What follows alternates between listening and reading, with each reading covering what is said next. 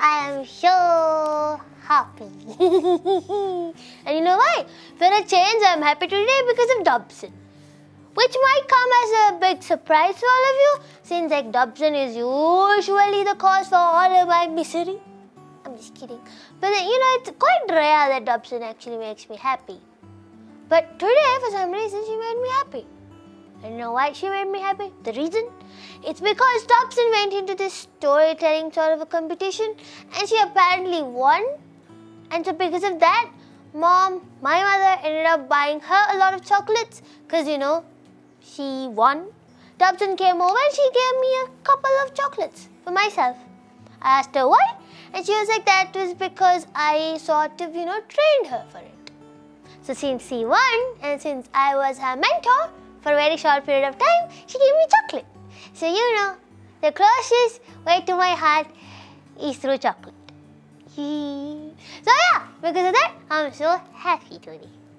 So let's not make my homework make me sad. So to make sure that doesn't happen, let's get straight to my 6 questions. Okay. Question number 1. Why does the brain need omega-3 fatty acids? Omega-3 fatty acids. Why does the brain need it? Okay. 3 options. Option number 1. Omega-3s keep brain cell membranes flexible so they can communicate with each other properly. Okay. Second option. Omega-3s help protect brain cells from inflammation. For those of you who do not know the meaning of the word inflammation, it's when, say, you get a cut in your skin or you get some sort of a wound, and you get this burning, hot sort of a sensation. The entire place is swollen. It doesn't hurt, but it burns. You know the difference? Because this is ouchy, but that is, oh, that's too hot. So it burns. So that burning sensation is called inflammation. So you can ask your science teacher to know exactly what inflammation means, but this is what inflammation means according to my understanding.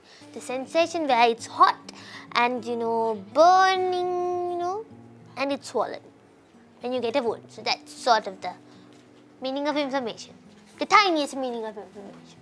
Okay. So the third option is all of the above. Okay. So the question once again was, why does the brain need omega-3 fatty acids? We had 3 options. Option number 1 being omega-3s keep brain cell membranes flexible so they can communicate with each other properly. And the second one was omega-3s help protect brain cells from inflammation. And the third one was all of the above.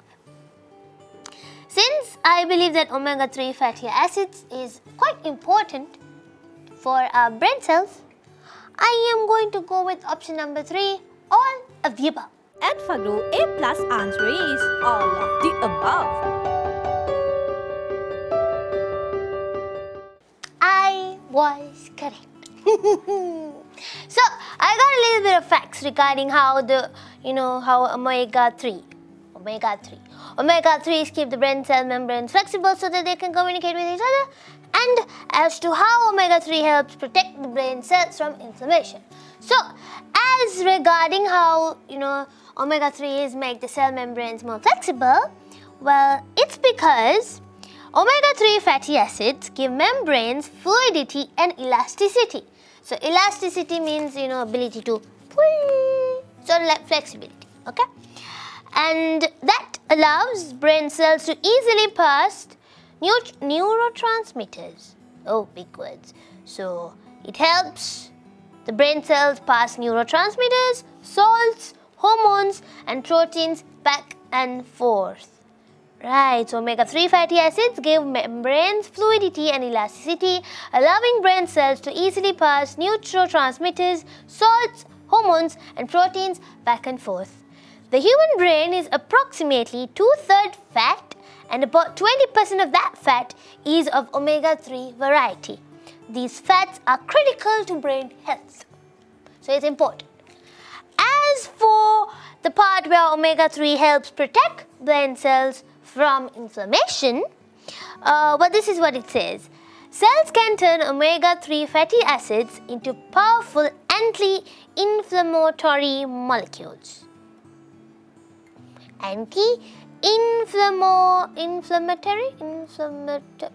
Wait. Cells can turn omega-3 fatty acids into powerful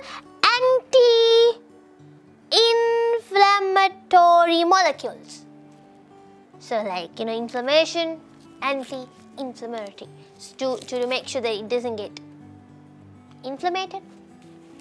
Okay. Allowing the brain to heal from trauma, infection and oxidation, metabolic damage.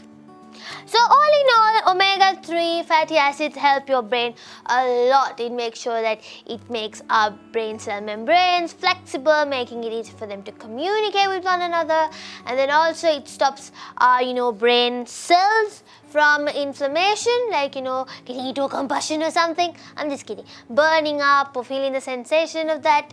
It stops all of that. So all in all, omega-3 fatty acid is a really important acid or a fat source to our brain. So you should always consume more and more omega-3 fatty acids. Good. Okay. Question number 2. Australia's Great Barrier Reef is the world's longest barrier reef. The second longest barrier reef lies off the coast of which country?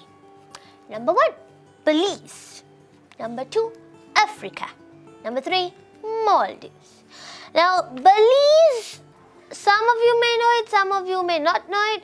Belize is there in Central America, and you know where Africa is. Africa, the beautiful, country where there's so many wild animals, exotic creatures. It's beautiful. And everybody knows where Maldives is. It's our neighbor, sort of like our neighbor. So Maldives is a place where it has beautiful beaches. It's a massive tourist destination. So you know what Maldives is, where Maldives is, and you know where Africa is, and now you know where Belize is.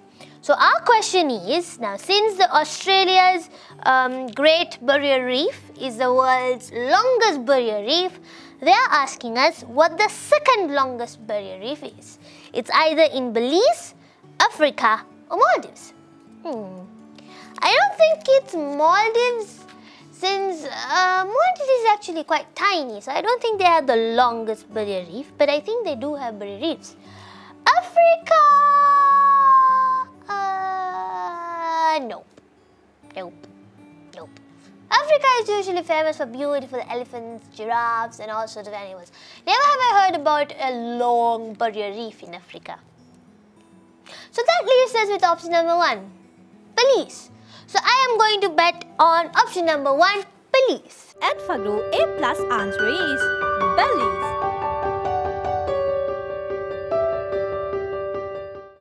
Alright, I was right once again. Okay, now a little bit of facts about Belize. Well, Belize is in Central America and I've got a list of facts, so let's read through it. Explore this tropical undersea realm as well as fine white sand beaches and rainforest jungle replete with wildlife and brilliantly plump birds. Oh wow! It has white sand beaches and rainforest jungles with a lot of wildlife and brilliantly plumped birds. Aww, Belize sounds awesome. Now, the Belize Barrier Reef is a series of coral reefs straddling the coast of Belize. Roughly 300 meters, that's 980 feet, offshore in the north and 40 kilometers in the south within the country limits. Ooh!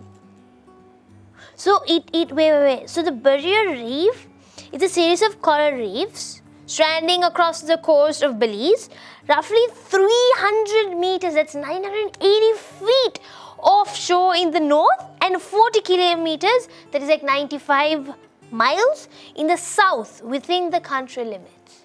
That's huge! Wow! Cool. The Belize Barrier Reef is a 300 kilometer, that's 190 miles, long section of the 900 kilometer, which is 560 miles, Mesoamerican Barrier Reef System. Wow. So the Mesoamerican barrier reef system is 900 kilometers. Out of that, 300 kilometers is the Belize barrier reef. Wow. Wow, wow, wow. So that's why it becomes the second largest coral reef system in the world after the Great Barrier Reef in Australia that we know. And it is also a top tourist destination, like how I said how Maldives was a top tourist destination. Like that, Belize, the coral reef, is also a top tourist destination. It's popular for scuba diving and other sorts of, beachy sports, I would say. Like, scuba diving. What else is there? Windsurfing and all of that. And then, wow, it attracts about half of its... Oh. So, Belize has around 260,000 visitors.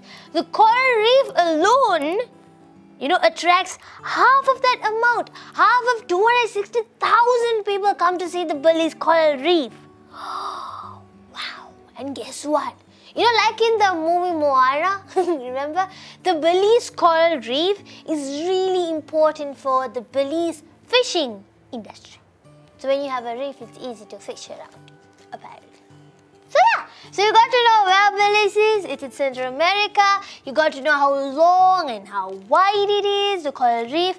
And you got to know that Belize is also a top tourist destination, attracting about 260,000 visitors, but apart from that, half of it has been attracted by Belize's second largest coral reef. Of course, second largest after the Great Barrier Reef in Australia. So now you got a full idea about Belize and the coral reef. Okay. Whew, that's done about reefs. Third question. How many facial muscles are involved in speaking? You mean when you talk, how many? I want moving here. I want moving here. I get you move here. Here. I think my nose also flares a little bit when I talk. So I think here as well. I have no idea. So many muscles. But we have 3 options. Option number 1, 80. 80? Option number 2, 70. Option number 3, 90. So many muscles? Okay, come on. Even if it's 80, 70 or 90, so many muscles are involved in speaking? I don't move my mouth a lot when I speak. Oh wait, I do. My nose moves around, my jaws moves around, my cheeks move around, my forehead moves around sometimes, my neck moves around. I guess they count. Wow. You know what? I don't know whether it's 80, 70 or 90. All I know is there are a lot of muscles in my face. Probably my head, my neck, moving around when I speak. So since I'm not quite sure about whether it's 80, 70 or 90, we'll just go check the answer. And Fagru, A+ answer is 70.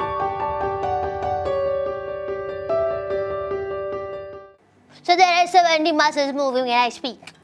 That's a lot of muscles. So apparently they are located in several parts of the head. No, wait, that's the face. The head, the mouth and the neck. So when you speak, 70 muscles move and are involved when it comes to speaking. So that's part of the head, the mouth and the neck. That's a lot of muscle moving. Wow.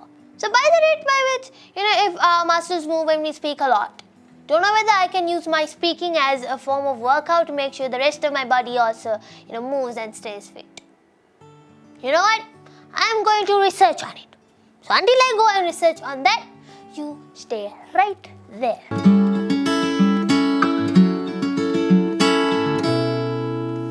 So apparently, I think you could use a lot of speaking to your advantage. I don't think a lot physically, like I can't, get my arms to be thinner if I speak a lot. But you can use speaking for better things. For example, you can use your words you're speaking to make sure someone else feels good. Compliment them, say please, thank you, make them feel really good. You can use your speaking abilities to try and motivate other people. You can use your speaking abilities to try and say, share knowledge, help a friend. Also, you can use your speaking to solve your problems, if you have any, that is. So you can use speaking for a lot of advantages, or you can help people like me who are stuck with a lot of questions. You can, speak out your answers, you can speak out your doubts, your friends can clarify with you. There are a lot of kids out there who cannot speak. So if we are able to speak, we should use our speaking to benefit them as well as the world, the whole world, because we have the ability to speak. Whatever may the language that you speak be, just speak, use it, and use it wisely, because if you put something out there, if you say something, there is no undo button. You can't take it back. So think twice before you speak and use your speaking to a better advantage. Okay? And I will do more and more research to find out whether I can make my physical body fit by speaking. And I'll let you know. Okay. Question number 4. How was Sri Lanka formerly known? I don't know. It was Sri Lanka, Ceylon, I guess. I don't know. We have 3 options. Option number 1, Burma. Nah. Option number 2, Ceylon. Option number 3, Formosa. Burma, Ceylon, Formosa. Of course, it's option number 2, Ceylon. And Fagru, A+ answer is Ceylon. See, Sri Lanka was formerly known as Ceylon, and I have facts about it. But before that, just so if you were wondering what is Burma, where is it located, I'll tell you. So Burma is the former name for Myanmar. I'm pretty sure you know where Myanmar is. No. Yeah, so if you don't know, go ahead, search, type it up. Where is Myanmar? You get the world map and everything. Just for your information, Myanmar was formerly known as Burma. Okay? And then the other option number 3, Formosa. Formosa was the formerly used name for Taiwan. So again, if you don't know where Taiwan is, make sure you search it up and you can find where Taiwan is. And just remember, Taiwan was formerly known as Formosa. Yes, Formosa. So Taiwan was Formosa and Burma is Myanmar. So Myanmar, Burma, Taiwan, Formosa. And about Sri Lanka and Ceylon and all of that, I have a couple of facts that I would like to read for you. Ceylon was the English name used for the country during the British control. So you do know we were under the whole British reign back in the day. During that time, the Sinhala name for the country was simply Lanka. Sri Lanka, Lanka. And Ilangai was the Tamil name. Both Sinhala and Tamil words sound familiar. Of course, we have heard these words. Lanka and Ilangai are names that we already know. But where did Ceylon come from? Even after the country gained independence from the Brits in 1948, it was continued to be called Ceylon, Lanka and Ilangai. So when British or any other sort of country would use the English name for Sri Lanka, it would be Ceylon. In Sinhala, it will be Lanka, and in Tamil, it will be Ilangai. After adopting the Republic Constitution and gaining true independence from UK, now you must be wondering, wait, what? We got independence from the Brits in 1948, but we continued to be a dominion of the UK after 1948. So from 1948 to 1972, we were still dominions of UK. So after 1972, the new name Sri Lanka was used. So just so you don't get confused, in 1948, Sri Lanka gained independence from the British, right? But Up until 1972, we were still dominions of the UK. So during that period, we were still called Ceylon. But after 1972, we were called as Sri Lanka. Okay? Now, the full name of Sri Lanka, even though we use it as Sri Lanka, the full English name of Sri Lanka is the Democratic Socialist Republic of Sri Lanka. What? The Democratic Socialist Republic of Sri Lanka. Okay? So now you know where Ceylon came from. Now you know the former name of Myanmar as well as Taiwan. Okay? Good. And you got to know a few important dates or a few important years when it comes to Sri Lanka's history, as about 1948 being our Independence Day and 1972 being the day that we were completely out of being a dominion of the UK. Understand? Okay. Now, question number 5. What do frogs do in water? They swim.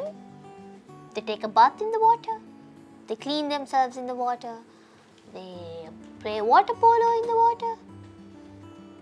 I hope one of them is in the options. Let's go. Okay. Number 1. Migrate. But usually the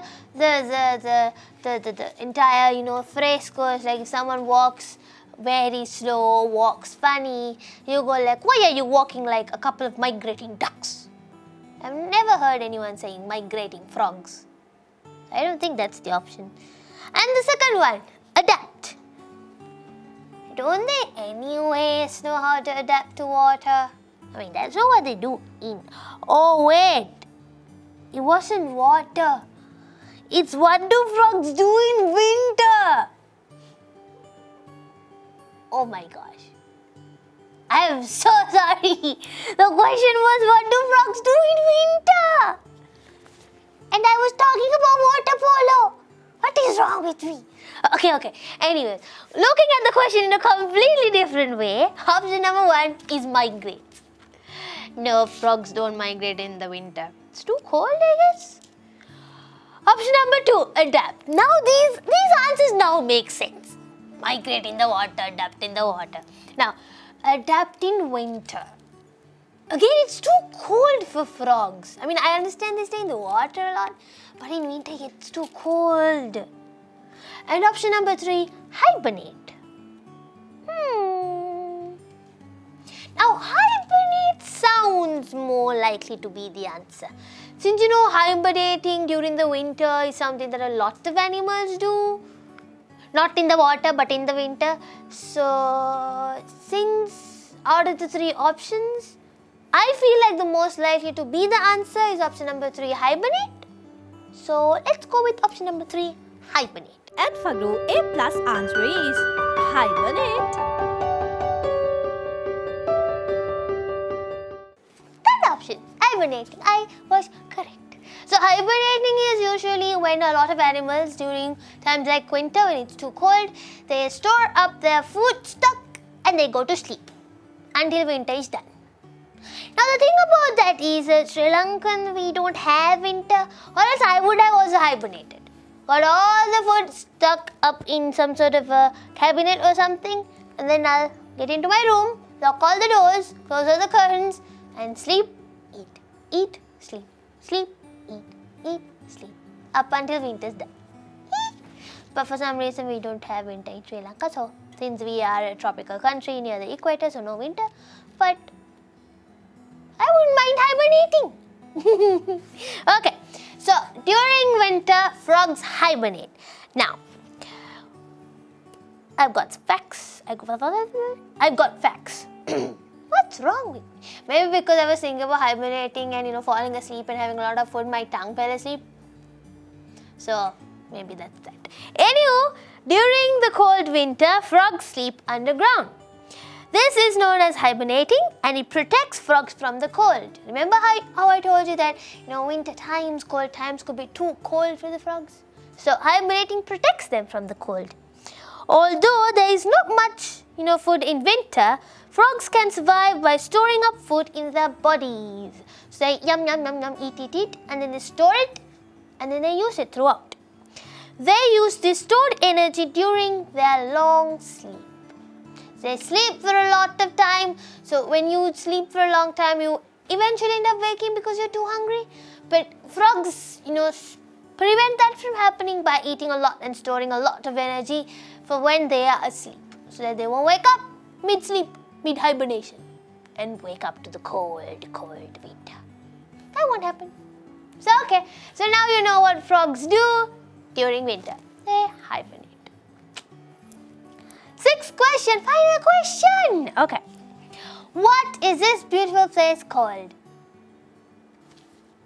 That beautiful place. What is that beautiful place called? That didn't sound right. What is that beautiful place? Don't know. Well, I have three options. Number 1, the Palm Islands. Number 2, the World Island. Number 3, Thumbs Island. Is the Palm Islands, the World Island, or the Thumbs Island?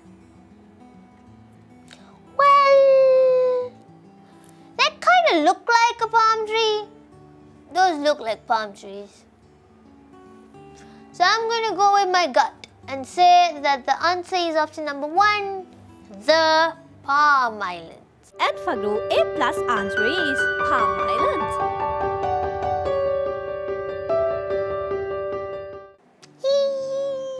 So my gut feelings are correct. It is the Palm Islands.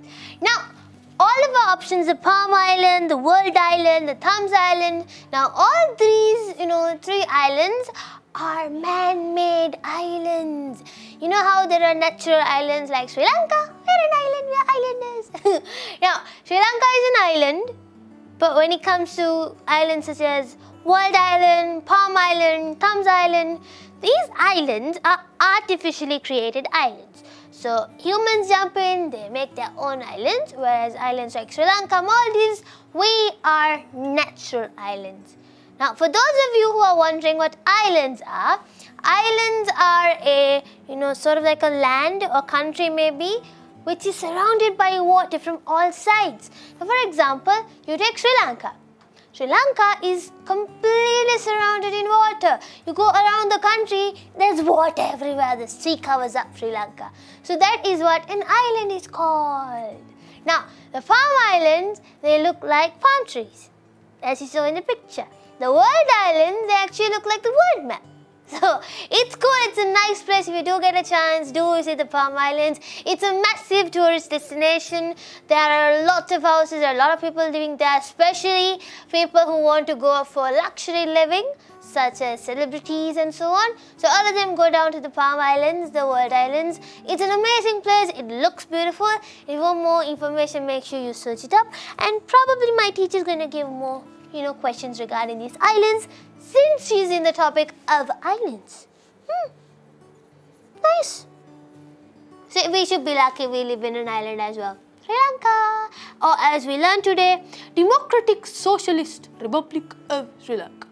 And with that, 6 questions are done. Yay. Alright. Thank you so much for helping me finish off all of my 6 questions. And don't forget, if you have any questions of your own, send them to me. My number is right there. You can WhatsApp or Viber your questions to that number, or else you can write your questions or any answers that you know from the questions I have in a piece of paper and send it as a letter to that address right over there as well. Also, don't forget to follow us on Facebook, Instagram, Twitter and YouTube. But when you get into these social media platforms, always have an adult right next to you. Now, since my 6 questions are done, I'm going back in to have my yummy chocolate. So thank you so much once again for helping me finish off my questions. Now it's chocolate time! Dobby out!